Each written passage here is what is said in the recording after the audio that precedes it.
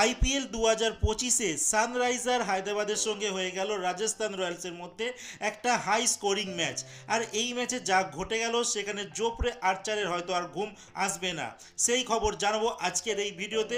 আর জানাবো ঈশান কিষান, যাকে বাদ দিয়ে দিয়েছিল মুম্বাই ইন্ডিয়ান্স, কিন্তু তিনি সানরাইজার হায়দ্রাবাদে আসার পর তার সূর্য যেন আবারও কিন্তু উদয় হলো। সমস্ত কিছু ডিটেলে বলবো, তার আগে প্রতিদিনের মতো বলবো খেলার আপডেট খবর পাওয়ার জন্য আমাদের চ্যানেলটিকে সাবস্ক্রাইব করতে একদম ভুলো না। তো চলো শুরু করা যাক আজকের ভিডিও। তো আজকের ভিডিওর টপিক এইটাই যে সানরাইজার হায়দ্রাবাদ ঘরের মাঠে মুখোমুখি হয়েছিল রাজস্থান রয়্যালসের সঙ্গে। আর সানরাইজার হায়দ্রাবাদ মানেই এখন এমন একটা জিনিস হয়ে দাঁড়িয়েছে যে প্রত্যেক ম্যাচে 300-র কাছাকাছি রান যেন তারা করছে, আর এই ম্যাচেও তারা কিন্তু সেটাই করলো। নির্ধারিত 20 ওভারে 6 উইকেট হাইয়ে 286 রান কিন্তু করে দিল। এর আগে তাদেরই আইপিএলের সব থেকে হাইয়েস্ট রানের স্কোর ছিল 287, বাট সেটা টপকাতে তারা নিজেরাই পারলো না। 286-তে মাত্র 1 রানে পরে থামলো। যাই হোক, এই ম্যাচে কিন্তু দারুণ খেলেছে এই সানরাইজার হায়দ্রাবাদের অভিষেক শর্মা। তিনি 11 বলে 24 রানের ইনিংস খেলে, আর টেভিস হেড তিনি 31 বলে 67 রানের ইনিংস খেলে, আর ঈশান কিষান তিনি 47 বলে 106 রানে নট আউট একটা ইনিংস খেলে। নীতিশ রেড্ডি তিনি 15 বলে 30 রানের একটা ইনিংস খেলে। হেনরিক ক্লাসেন তিনি 14 বলে 34 রানের কিন্তু একটা ইনিংস খেলেন।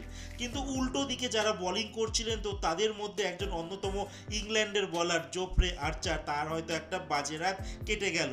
তিনি একটা আইপিএলের ইতিহাসে সব থেকে বেশি রান দেওয়া একজন খেলোয়াড় হয়ে গেলেন। এর আগে রেকর্ড ছিল মোহিত শর্মা, তিনি নির্ধারিত 4 ওভারে কোনো উইকেট না পেয়ে মাত্র 73 রান দিয়েছিল। মানে মাত্র এখন বলছি এই জন্যই যে তার রেকর্ডটা তিনি ভেঙে ফেললেন এই জোফরে আর্চার। তিনি 4 ওভারে 76 রান দিয়েছে আর একটি উইকেটও কিন্তু পায়নি। এইটাই এখন অবধি আইপিএলের ইতিহাসে কোনো বলার সব থেকে বেশি রান দিয়েছে। যাই হোক, এই ম্যাচে আরেকটি রেকর্ড হয়েছে, সেটা হচ্ছে হেনরিক ক্লাসেন।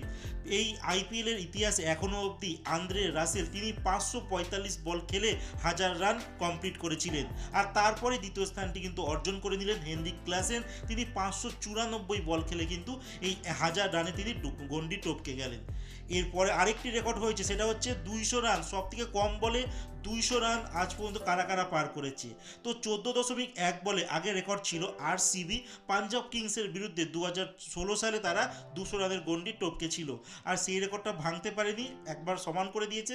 তারাও কিন্তু 14.1 ওভারে সানরাইজার হায়দ্রাবাদ এই রাজস্থানের বিরুদ্ধে কিন্তু 2025 সালে তারা এই রেকর্ডটি করলে, মানে 200 রানের গন্ডি টপকে নিলে। সানরাইজার হায়দ্রাবাদ তারা কিন্তু একটা রেকর্ড করেছে যে পৃথিবীতে কোনো টিম যারা 2020 ম্যাচে 250+ রান বেশি করেছে তাদের দিক থেকে সানরাইজার হায়দ্রাবাদ 4 বার করে ফেললো।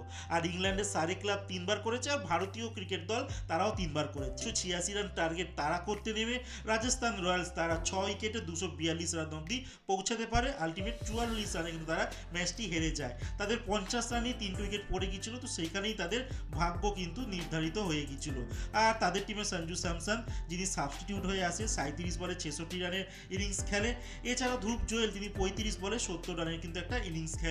যাই হোক, আজকের ম্যাচে কিন্তু জাইসওয়াল মাত্র 1 রান করেছে, রিয়ান পারাগ 4 রান করেছে, আর নীতিশ রানা 11 রান করেছে, আর আলটিমেট ম্যাচটি হেরে যায়। আর এই সানরাইজার হায়দ্রাবাদের হয়ে ভালো বোলিং করে হর্ষাল প্যাটেল, 4 ওভারে 34 রান দিয়ে 2টি উইকেট পান, আর সিমরজিৎ সিং তিনি 3 ওভারে 46 রান দিয়ে কিন্তু 2টি উইকেট পান। তো আলটিমেট এই সানরাইজার হায়দ্রাবাদ টিম 44 রানে রাজস্থান রয়্যালকে হারিয়ে দিল।